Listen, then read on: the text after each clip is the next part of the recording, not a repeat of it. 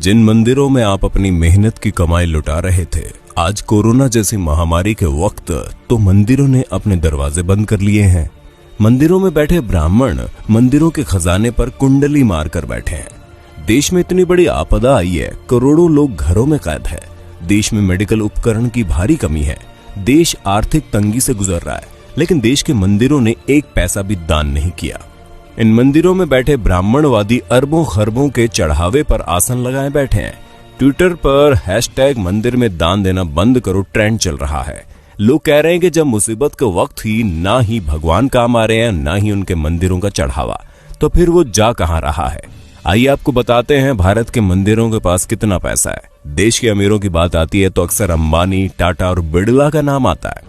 हालांकि आपको ये जानकर हैरानी होगी कि देश में कुछ मंदिर ऐसे भी हैं जिनके पास इन अरबपतियों से भी ज्यादा संपत्ति है। केरल का पद्मनाभ स्वामी मंदिर भारत के सबसे अमीर मंदिरों की सूची में आता है। यहाँ हर साल करीब 500 करोड़ रुपए का चढ़ावा आता है। 2016 में इस मंदिर की टोटल वेल्थ $22.3 बिलियन यानी कि करीब 1.47 लाख करोड़ रुपए आंकी गई।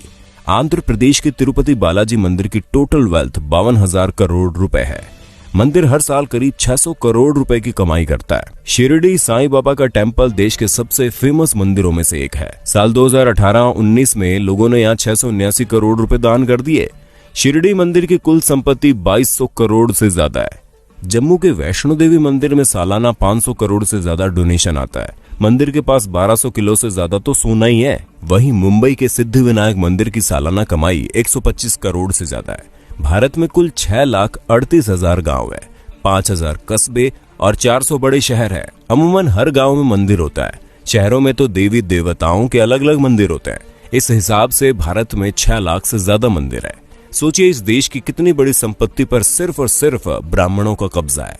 पुरी के जगन्नाथ मंदिर, वाराणसी के काशी विश्वनाथ मंदिर, गुजरात के सोमनाथ मंदिर और मदुरई के मीनाक्षी मंदिर जैसे धार्मिक स्थलों पर खजाने भरे पड़े हैं, लेकिन मंदिरों में बैठे पंडित देश की भलाई के लिए एक पैसा तक दान नहीं करते। भगवान के नाम पर आपकी जेब खाली की जाती है और फिर ये लोग उसे हजम कर जाते हैं।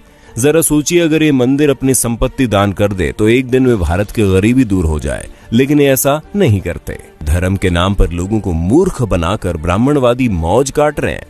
इसलिए अगली बार जब आप अपने बटुए से कोई नोट निकालें तो सोचिएगा जरूर कि आपके खून पसीने की कमाई पर कौन ऐश कर रहा है। मंदिर में या मस्जिद में सीमेंट की बोरी देने से पहले पड़ोस में देख लीजिए, अगर कोई गरीब हो तो आटे की बोरी पहले दीजिए। दान करना गलत नहीं है, लेकिन सोचने वाली बात है कि आखिर मंदिर में किए गए दान से किसका भला होता है। मंदिरों में दान करने वालों की मानसिकता क्या होती है। अपने देश में इतनी ज्यादा गरीबी है कि उनकी चिंता किसी को नहीं है। कई किसान भूख से मर जाते हैं, पर उनकी मदद करने के लिए कोई आगे नहीं आता। लेकिन मंदिरों में लाखों नहीं बल्कि करोड़ का गुप्त दान दिया जाता है। आखिर इस दान से हासिल क्या होता है, किसको मिलता है इसका लाभ। हम एक बात साफ कर दें, हम कोई नास्तिक नहीं है। भगवान ने हमारी भी उतनी आस्था जितनी होनी चाहिए। लेकिन सोचने वाली बात यह है कि आस्था जताने के लिए मंदिरों में दान करना जरूरी है। अगर नहीं तो फिर जो लोग मंदिरों में बेतहाशा दान करते हैं उनके पीछे की मानसिकता क्या है। क्या उनको भगवान से किसी बात का डर रहता है? क्या ऐसे लोगों को जो कि काले धंधे करते हैं उनके मन में बात रहती है कि वो भगवान के मंदिर में कुछ दान करके अपने पाप से बच जाएंगे? हमें तो लगता है ऐसी ही किसी मानसिकता के वशीभूत होकर ये लोग लाखों रुपए दान करते हैं। लेकिन इनके दान से किसका भला होता है? हमारे देश के बड़े बड़े मंदिरों की हालत क्या है, किसी से छुपी नहीं है। लाखों दान करने वालों के साथ वीआईपी और वीवीआईपी के लिए तो इन मंदिरों के द्वार मिनटों में खुल जाते हैं। इनको भगवान के दर्शन भी इनके मन मुताबिक समय पर हो जाते हैं। लेकिन आम आदमी को घंटों लाइन में लगे रहने के बाद भी कई बार भगवान के दर्शन नहीं होते। कभी कभी लगता है कि भगवान भी अमीरों के हो गए हैं, खासकर बड़े मंदिरों में विराजने वाले भगवान।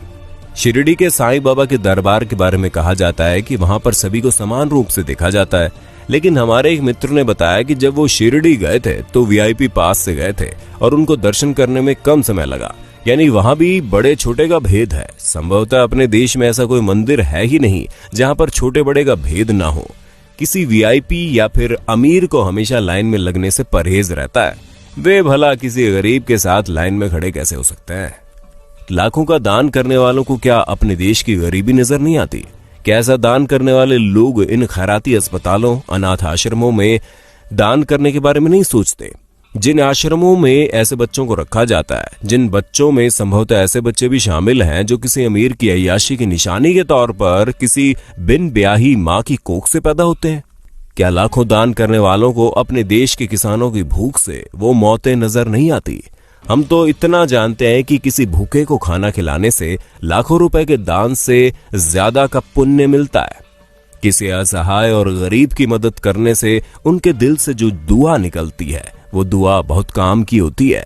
हम मंदिरों में दान करने के खिलाफ कतई नहीं है, लेकिन किसी भी मंदिर में दान उतना ही करना चाहिए जितने से उस मंदिर में होने वाले किसी काम की मदद हो जाए। जो मंदिर पहले से ही पूरी तरह से साधन संपन्न हैं, उन मंदिरों में दान देने का क्या फायदा? दोस्तों, अगर आपको ये वीडियो अच्छी लगी तो हमारे चैनल को सब्सक्राइब करना ना भूलें, अपने दोस्तों के साथ वीडियो को शेयर कर दें। धन्यवाद।